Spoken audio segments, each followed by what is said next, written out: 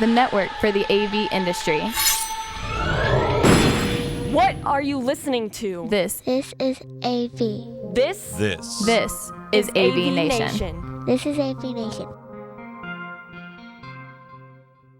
Ready. AVWeek. Performing. Scan. Week. Online. This is AVWeek. AVWeek.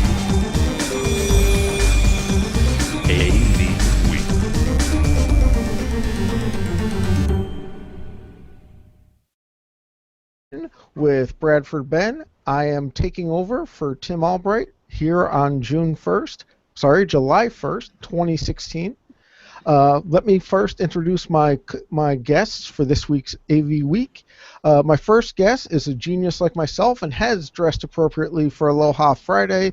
That would be John Green. Good afternoon, Ben. Nice to see you, John. My second guest would be Craig McCormick, who I have a bone to pick with because he has 40 under 40, which I don't qualify anymore. So me and Tucker want 50 under 50. 50 and under. And you know, for people who are forceful in the industry, and the co-host to my most, Mr. George Tucker, who can explain what Craig and John do. I'll explain who I am. If you don't know me, I'm Bradford Ben. I work for Harman in the large venue market, and I'm also the digital janitor for AVNation, and I am the one who took over the show and kicked off Tim. For those of you who follow us on Twitter, knew I was talking about it. Ben's the backup to the internet in Cincinnati, apparently, too, right? Is that what you're doing? Yep. When the internet doesn't work, they go to you. Hey, I've messed up bigger projects than this. So, John, why don't you give us a little bit background about yourself, introduce yourself to both of our listeners? Great. John Green, Vice President of Sales and Marketing for Advanced AV. We're a systems integration company based out of Westchester, Pennsylvania, just southwest of Philadelphia, and we service our clients, the corporate and educational clients, globally. Here we go. Mr. McCormick, I'll let you introduce yourself and maybe explain why George and I are left out of the list of most powerful people in AV, as well as Mr. Green. Yeah, I'm Craig McCormick. I'm the editor-at-large for Commercial Integrator magazine. You certainly wield all the power in the industry, and we don't want people to to get jealous of all the power that you have. So we're trying to mix it up and add some new faces to that list this year. Well played. Well played. Nothing like pandering to the host. Oh yeah. Bad, huh? That might give you a little bit more airtime. Exactly. Yeah. And the person who's supposed to be keeping us on track and keeping us to about 30 minutes this week, but he's already lost control, but I haven't kicked him off like I did Tim, Mr. George Tucker. George, why don't you introduce yourself? Good afternoon, everybody. I, of course, am George Tucker from AVNation and World Stage Incorporated. But to that end, thank you, Bradford. So let's start off the stories, actually. I'm going to take a little bit of a control from you here on the reins, though you'll be chomping at the bit. Let's start off with a story from Boing Boing about always on CCTV. All right, guys. This, as I try to call it up here, there it is about the ability to take over CCTV cameras and turn them into, well, little bots, I suppose, for DDoS. Bradford, let's start with you since you're the most knowledgeable on this kind of stuff. This is not the, how do I say this? This is not the thing of Zuckerberg trying to cover his mic and his camera with tape, right? This is something a little bit more insidious. More insidious, but Zuckerberg has the right approach, actually. I actually do the same thing. Basically, a lot of the IPTV cameras or IP video cameras. Hold on one second, though. You said you do the same thing, but don't they say the microphone cover doesn't work? You can do it the simpler way. I actually plug in a unused pair of headphones into my mic in jack, yes, and okay. I also connect up to an external mic input. Or I just don't talk. Yeah, no one believes that. No, not at all. All right, so I'm sorry. Tell me about this. These things actually have a operating system in them, so that makes them far more dangerous. Right. Also, there's a little piece of software called Little Snitch that will monitor those for you on your Mac. Not that I have that and I'm paranoid. But a lot of these products, and not just CCTV cameras, actually have a small Linux kernel running within them. And hackers got in because all of these CCTV cameras were doing the same thing and running very similar kernels, and were able to get in and take control of them and tell them to hit this jewelry store's website about 50,000 times a second. So it did the denial of service. Now, the denial of service isn't something that we as audio people really have to worry about, but the reason I bring it up, and to quote George from the last class we taught together, why does this matter?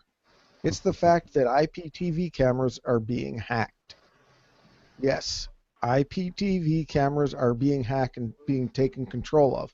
And I can go through all the stuff that security found in the consultants and all that stuff, but it's more of the, you still need to have good network security and good protection on your system, especially if you're doing video, because hacking a camera real easy, as has just been seen. Well, let me bring John into this. John, you obviously install a lot of this stuff, Yep. and Well, you have to have a staff to do a lot of this stuff. Yep. You know, we've always talked about security, but it's become more and more important. Are you teaching your staff about security practices, or is this something you think we're all behind on? No, I think we're all behind on it. I think that we talk about it lightly. I still think that we assume that the manufacturers have a certain amount of responsibility or vulnerability or responsibility or whatever entity you want to add to it. But this should be a constant conversation amongst every systems integration dealer, and I don't think that we're really going to talk about it seriously until something happens. You know, these are interesting stories, but I don't care about a jewelry shop. But if one of my pharmaceuticals was hacked because of some network security practice that I did not apply, and 15 of the rooms went down and the president was spread, then we have a situation. But again, I think that I read articles like this, George, and I say, where does the responsibility of the manufacturer to either push out security or teach us what are the best methods to protect the client and themselves on the technology? Craig, I know from the publisher's perspective this may be a difficult question, but John just said, hey, the manufacturers should be telling more of this to us and helping us with these practices, just like they did when we first adopted Ethernet.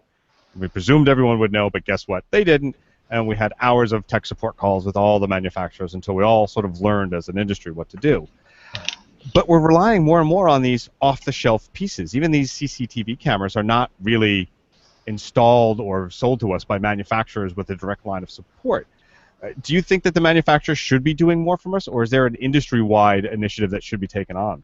I think it can fall to the individual manufacturers, but the industry should have some involvement as well.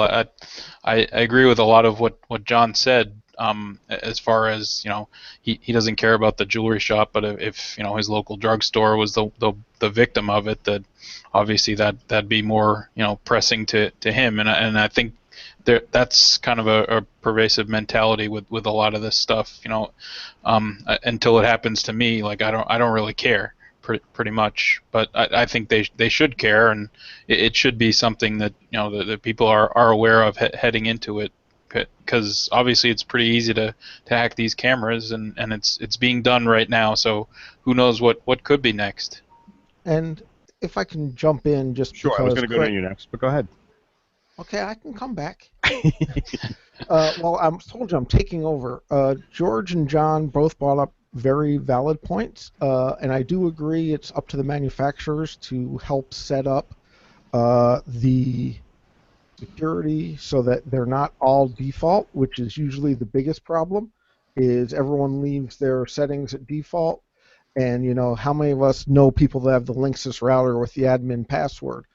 So there is that problem. However, the other problem I see is the fact that not everyone realizes just how interconnected some of this stuff is.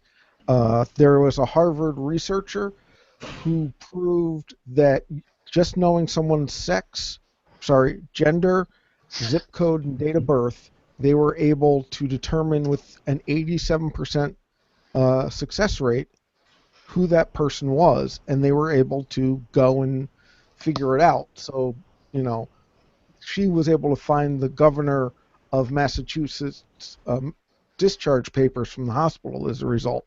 And that shows you just how tied in everything is.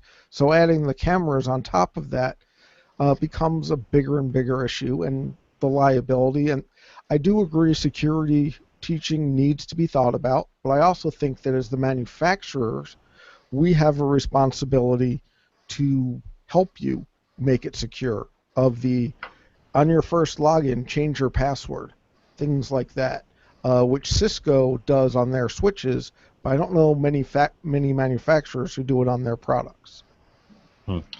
Yeah, I think that Ben, I agree with you. I just think that the conversation should come from the cracking of the box, and the things like you mentioned, that Cisco makes you do certain things when you make it come live.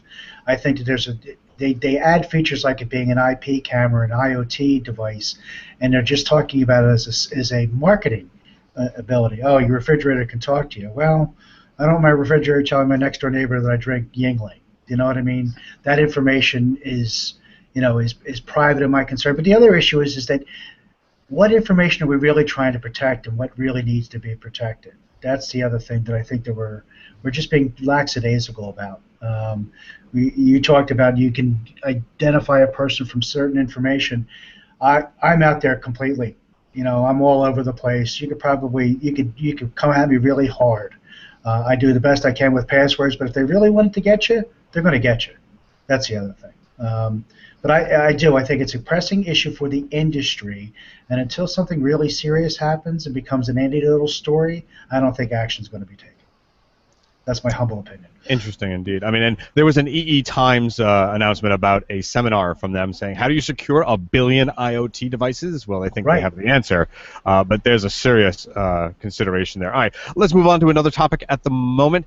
From Pioneer Group's direct partnership with Google. This is a partnership in which they're going to look to make, conferencing systems complete with all the ephemera. This comes to us from our friends at AV Magazine. John, I'll start with you. Is this something in the soft codec world that you think you would be looking at? What do you think of this sort of merger of ideas? When Google came out with its box, we talked to Google almost immediately. And they had no support structure for the product. And that's, in some cases, what we're seeing. So I think it's important that they have strategic alignments, whether it's Pioneer Group or whatever it might be, to successfully launch the idea. But they acted, the way that they presented the solution was, it's 100 hours. I can't give you tech support for 100 hours. Figure it out. Google the instructions. Okay. And we knew that we couldn't support end users that way. I think that there is going to be a very strong offering of software codecs out there. Zoom's one, and everybody else is coming out with one, that are going to have an understanding of the relationship of the systems integration company and its customers, and are going to be able to provide the support. That, I think, is going to be successful. This is always going to be there. I think that there's tons of software codecs out there that work sufficiently for a lot of people. It's going to be a grassroots offering as far as I see it. Bradford, they're claiming that they're going to be supplying some of the hardware as well as the software, which I guess will be sort of free or through that universally free Google platform. But do you see them doing this sort of end-to-end with the software free working, or is there something that we're missing here? Is it not as secure? That seems to be the top du jour. Well, that is actually one of the things I think is a bad thing about this, is you have to use their products and their Chromebooks. So you have to buy a Chromebook from Asus. You have to buy a Logitech PTZ. You have certain displays you have to use. So all of this is the samey, and you have to buy their hardware. So in terms of security, the fact that people can do it themselves, it's not as secure. I do see that what Google's doing, in my opinion, is basically trying to monetize what we're doing right now and make it more professional. I think it's, so from a network standpoint, it's secure on the traffic, but who knows if Google's listening in since it's going through their servers. But I just see it kind of as an interesting way for Google to do the, okay, you can use our teleconferencing, and then I can see in a year, oh, now you can use Google Chat or Google Hangout at your desktop to be on the video conference and use Google Mail and use Google Docs. So they're trying to create the ecosystem or ecosystem because we want to avoid echo. So I do think it's a good thing, and it is trying to sell their hardware, because they do, with the Chromebox and stuff, but I'm not sure it's going to solve the problem. And we as integrators and manufacturers of conferencing systems are going to have the story to tell still of why this system is better than that, why use this camera instead of that camera, why you need an acoustic echo cancellation card instead of just running a codec on a piece of hardware, on a piece of software. But we have that exact same discussion when you try to explain to someone why not to just put a boombox in the corner of their store. But it does make us have to work a lot harder. You brought up an angle, Ben. I never really considered it. As I think that a lot of this material, software, and solutions being tied just to big data. I mean, the fact that everybody's utilizing the software and ties into it somehow to provide another market to attack with advertising. It's sick, is what it is. Well, it sounds funny, but when you look at the article, I agree with you. Google and Facebook aren't doing this just out of the goodness of their heart. There's a reason they're so valued. But if you look at the article, it doesn't tell you how they're going to finance this. Is there a fee for the teleconferencing? Well, I'm going to fold in a conversation that was had a couple of weeks ago with Microsoft buying LinkedIn. Again, that seems to be at a much higher level because it's attacking the professionals, and the LinkedIn database is more of a professional. This could certainly be a consumer level, and I think that's where it is too. And when I say grassroots, I think it's people that are not comfortable with technology, as long as it's relatively easy, has limited functionality, that type. Again, that's where the success is going to be. And if it's to gather all that data, well, then brilliant. But let me ask a question though that hasn't been brought up: the replacement chain. We invest in getting this semi-inexpensive or affordable, as they like to call it, system in place. But 2 years, 3 years, 4 years down the line, Google's been known to drop things like crazy. Certain tools just disappear. They won't last that long with this. That's my impression. I agree with you, George. They leave you hanging. Well, let me ask you this. That was a great idea. Let me ask you this. Continue. Do you think that makes it easier for the consumer to get a replacement because it's a soft codec and there'll be another prosumer version in the chain somewhere else and it's just a quick adapt, or is that really more troublesome? I think when I talk about the Microsoft and the LinkedIn, I think its success is going to be based upon, the buzzword workflow. I don't know what you call that in a consumer, but it's relatively, they need to introduce the technology so that video is used like the telephone was. And again, if it's used and it becomes a part of their workflow or a part of their day-long activities, then it's a success, I think, because you could tie in, video at any given moment. As you're driving to your Starbucks, you're talking to your barista to make sure that your Mocha Loca is going to be ready for you. And that's how I see this stuff. I think that there's an awful lot of soft codecs coming out that'll make it easy for video to become pervasive. So Craig, since George hasn't called on you, I will. What do you think of all this? I kind of agree with a a lot of what you guys are saying, and I think I have to kind of defer to the experts on this. I'm not sure I have a whole lot to add to it. The one thing I do agree with is what John said about kind of making video a little bit more like using the telephone and making it a little more accessible and that sort of thing. I think that's an important next step that has to come from somewhere, whether it's Google or somewhere else. I agree. And my big thing is, how are they going to monetize it? They haven't said, but we all know it's going to happen. And I do think that they're at least smart enough to say it's designed for 2 through 20 people, because if it's one person, they're going to do exactly what we're doing and do it at the desktop. Yeah, Right. It's true. But I think that if you get into monetization, let's say that they have the self-codec, the first rollout works relatively well, and they get some market research of how people are using, what successes are. Where it's going to happen is it's going to happen in front of that 70-inch screen in your home theater. And on the sidebar is going to be advertising rolling alongside as you talk to your cousin across the across the pond. It's always going to come down to something like that, or some ability to interact to some kind of a store while you're talking to somebody. I think that's where it's going to go. All right, well, moving on to the next story, which is just a little different and doesn't really involve security, at least on the face of it. From our friends at International Installation, or Installation International, InfoCOmm looks to expand into Europe with an association with, what is it called, AFAL, AFIAL, that's an AV organization in Europe and Spain, to reach out beyond, I suppose, doing ISE in just Amsterdam. Craig, let me start with you. Mm-hmm. What do you think of this, both the deal and the idea of moving the show around? Actually, George, I want to correct you. Okay. The agreement is actually only to promote the education standards and best practices in Spain. They're not trying to do a show.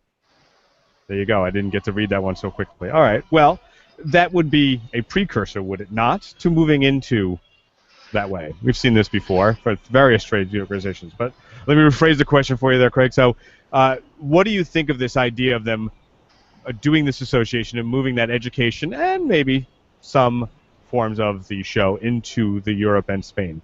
I think it is not surprising at all. I don't know how great of an idea it is, but I am not surprised that it's happening just based on hearing a lot of InfoComm officials and talking about the opportunities that are available overseas, in Europe and Middle East and various other places. Just how most of the opportunities in this industry are overseas at this point. That I think the last time that I heard David Labuskis talk, it was something like 70% of the InfoComm members live in the United States or North America, and about 3/4 of the opportunities are outside of North America. So I think this is kind of a natural progression and a natural next step in terms of that.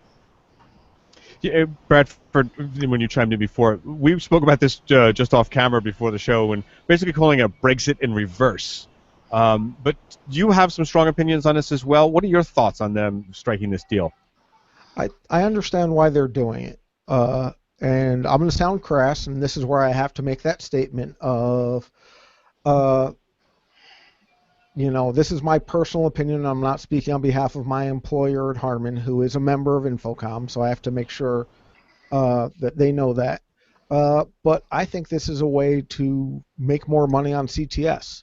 And make more money on training, which isn't necessarily a bad thing, but there are some large differences that I think are going to surprise people in all of this, in the practices.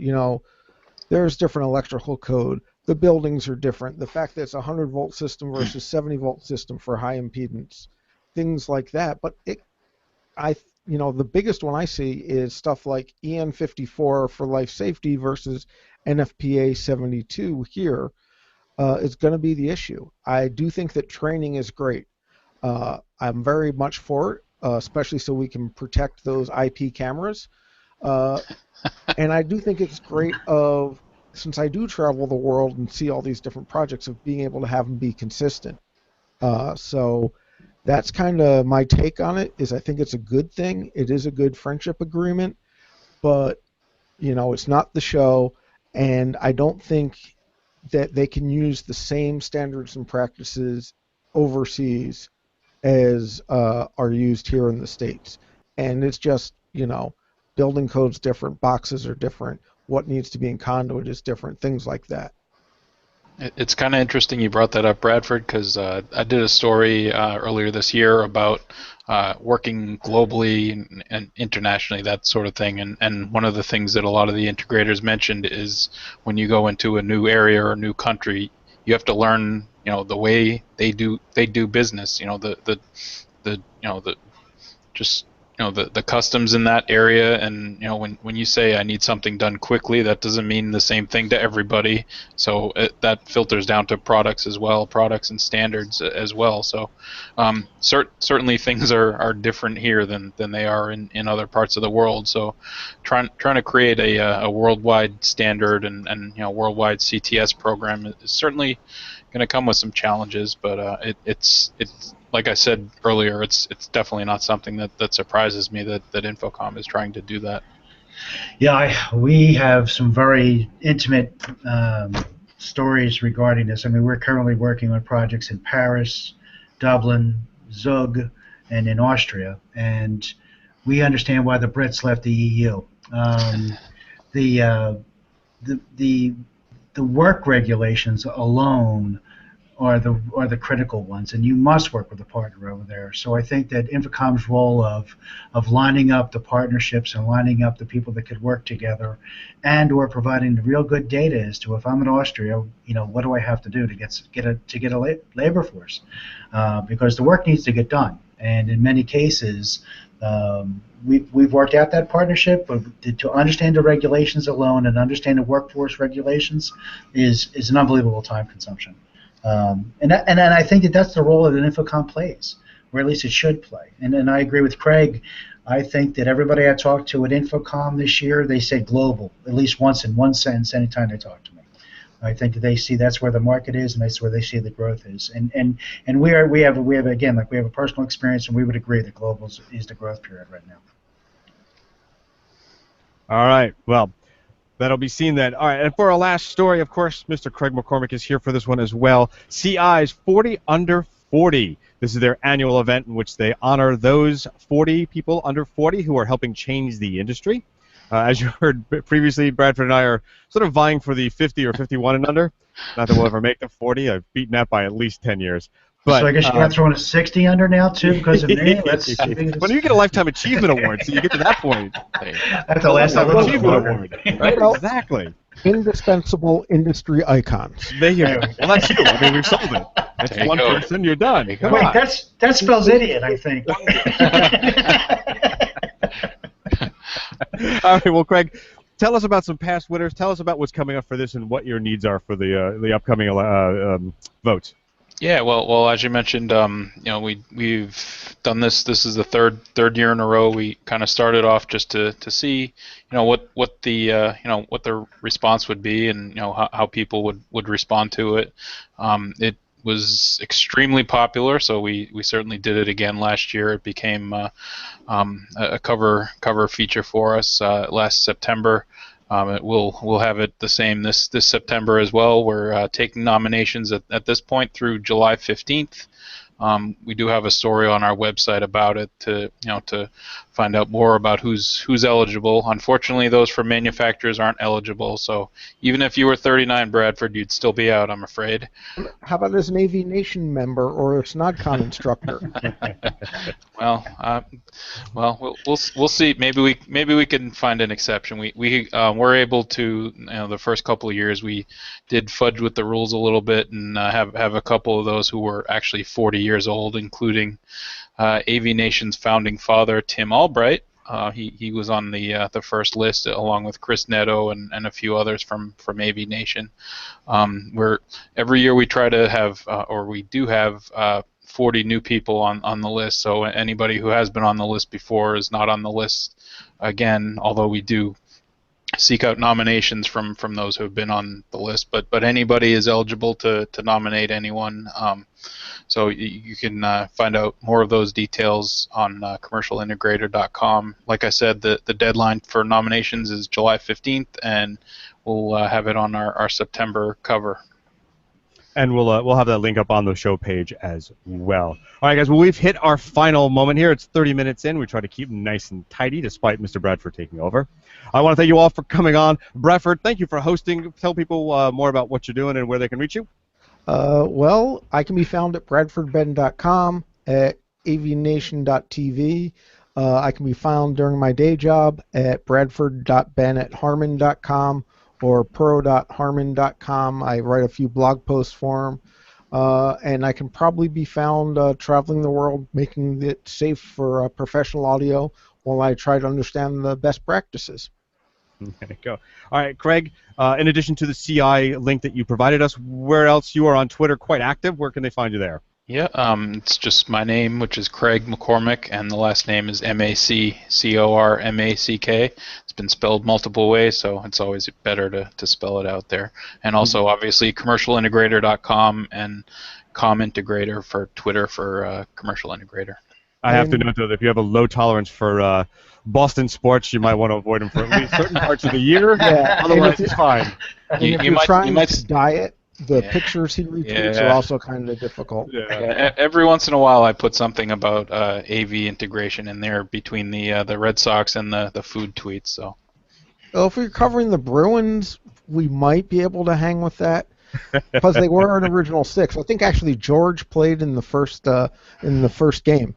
I indeed did. Yes. All right. Also, last but not least, of course, our friend John Green. Sir, where can they find out more about you and, of course, your very active participation on Twitter? Yeah, actually, I got another little project I'll talk about. But you can basically find me at advancedav.com. That's our website. And my Twitter handle is jgreen6, But I actually picked up a summer project. I volunteered and was awarded the opportunity to work with CEDIA and their show coming up in Dallas. And so I'm officially a CEDIA tweep.